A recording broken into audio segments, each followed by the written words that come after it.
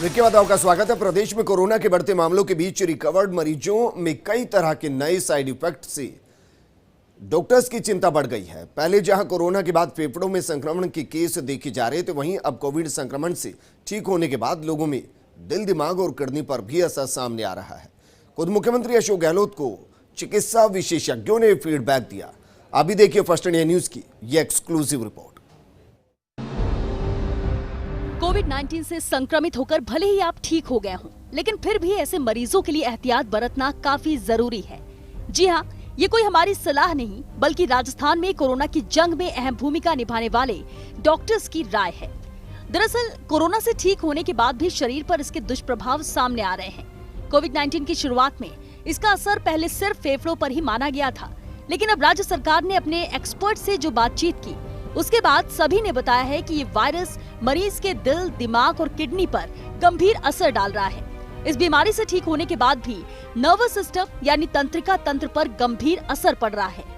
आपको बता दें कि चिकित्सा एक्सपर्ट से बातचीत के बाद सूबे के चिकित्सा मंत्री डॉक्टर रघु शर्मा ने इस बीमारी से संक्रमित होकर ठीक होने वाले लोगों से पूरी सावधानियां बरतने की अपील की है।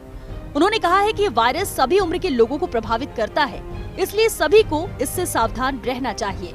नवंबर के महीने में मौसम बदलता है और मौसम आधारित बीमारियां भी वो हमारे लिए एक चुनौती रहती है। जैसा हमने पिछले 5-6 साल का ट्रेंड देखा है, स्वाइन फ्लू का कहर वो भी बराबर प्रदेश के अंदर रहता आया है। ये सारी बीमारियां लंग्स से रिलेटेड ही रही है, लेकिन ये जो कोविड पॉजिटिव से नेगेटिव होने के बाद, मैंने पहले भी कहा ये बात, जिस तरह से वीकनेस लोगों के शरीर में आ रही है, किसी के मस्तिष्क में इन्फेक्शन इस कमज़ोरी की वजह से आता है, किसी के किडनी में, किसी के हार्ट में, किसी के पैनक्रियाज में, इनका असर देखने को मिल रहा है, जो गंभीर चिंता की बात है। जो लोग डायबिटिक नहीं है, कोविड पॉजिटिव से नेगेटिव होने के बाद उनको कईयों को डायबिटीज हुई है। राजस्थान में करवाए जा रहे RT-PCR टेस्ट अभी तक इस बीमारी की जांच के लिए विश्व में सबसे विश्वसनीय टेस्ट है, लेकिन इस टेस्ट में कोरोना होने के बावजूद भी 30% फॉल्स नेगेटिव आने की संभावना रहती है।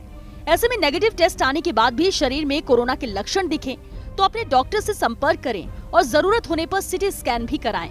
सिटी स्कैन से फेफड़ों की वास्तविक स्थिति की जानकारी मिल जाती है।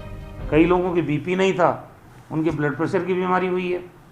तो ये जो स्थितियां हैं, इसीलिए हमने जन आंदोलन चलाने की बात की 2 अक्टूबर से। चल भी रहा है। अगर सावधानी छोड़ेंगे, अगर आप रिकवर भी हो गए, तो भी ये गंभीर खतरे हमारे सामने रहते हैं। मेंटल काउंसलिंग हम करा रहे हैं, मानसिक तनाव में भी लोग आ जाते हैं। ये सारी परिस्थितियां हैं सामने, और ये रखना ज़रूरी है लोगों के सामने, ताकि वो सावधानी नहीं छोड़े। उद्देश्य इसका ये है कि आप सावधानी रखें, मास्क लगाएं, बार बार हाथ धोएं, 2 गज की दूरी बना के रखें और भीड़ में इकट्ठे नहीं हों। आप सावधानी छोड़ोगे तो खतरा सामने है। चिकित्सा मंत्री ने ये भी कहा है कि अभी तक कोरोना को लेकर कोई वैक्सीन नहीं बनी है, इसलिए हम सबको इस बीमारी से बचाव के सभी उपाय अपनाने चाहिए।